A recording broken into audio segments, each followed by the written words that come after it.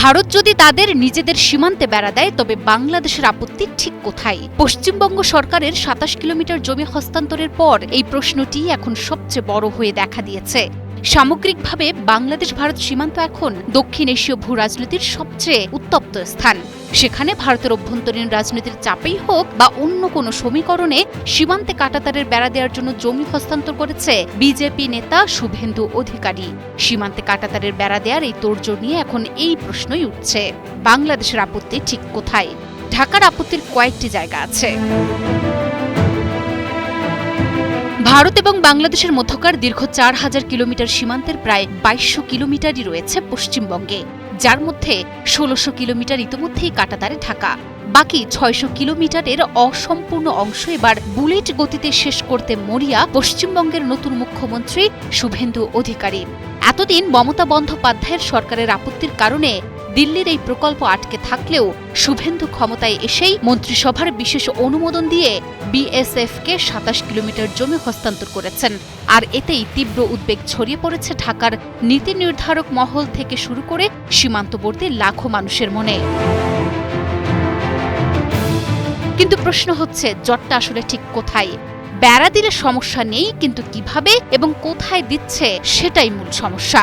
১৫০ গজ নিয়ম মেনে চললে শান্তিপূর্ণভাবে সমাধান সম্ভব, কিন্তু জিরো লাইন ঘেঁষে বেড়া দিলে তা ভূখণ্ডগত, অর্থনৈতিক ও মানবিক সমস্যা তৈরি করবে বলে ঢাকা মনে করছে।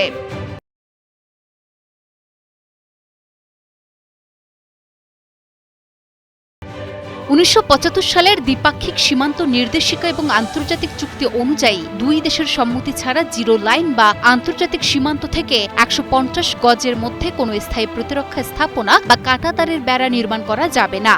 ভারত যদি ১৫০ গজের ভেতরে নিজের অংশে বেড়া দেয় তবে বাংলাদেশের কোনো আপত্তি নেই, কিন্তু আশঙ্কার বিষয় হল পশ্চিমবঙ্গের অনেক জনবহুল সীমান্ত এলাকায় ভারত শূন্য রেখা বা সীমান্ত রেখার উপরই সরাসরি বেড়া দিতে চায়, যা সরাসরি আন্তর্জাতিক আইনের লঙ্ঘন এবং বাংলাদেশের সার্বভৌমত্বের উপর চরম আঘাত। অনেক জায়গায় বাংলাদেশি কৃষকদের জমি বাড়ি জিরো লাইন পর্যন্ত।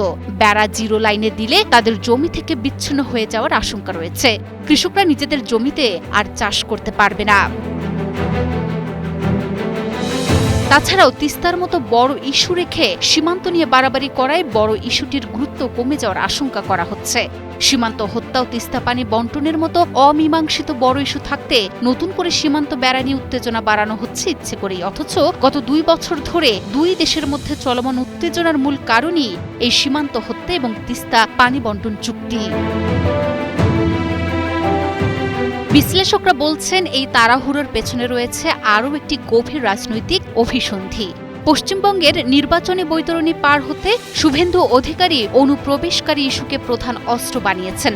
ফলে এই বেড়া নির্মাণ ত্বরান্বিত করার পেছনে কেবল সীমান্ত পাহারা নয়, বরং তথাকথিত অনুপ্রবেশকারীদের চিহ্নিত করে বাংলাদেশে পুশব্যাক করার এক বিপজ্জনক ছক রয়েছে। আর ইতিমধ্যেই শুভেন্দু ঘোষণা করেছেন, আজকে থেকেই পুশব্যাক শুরু করবে।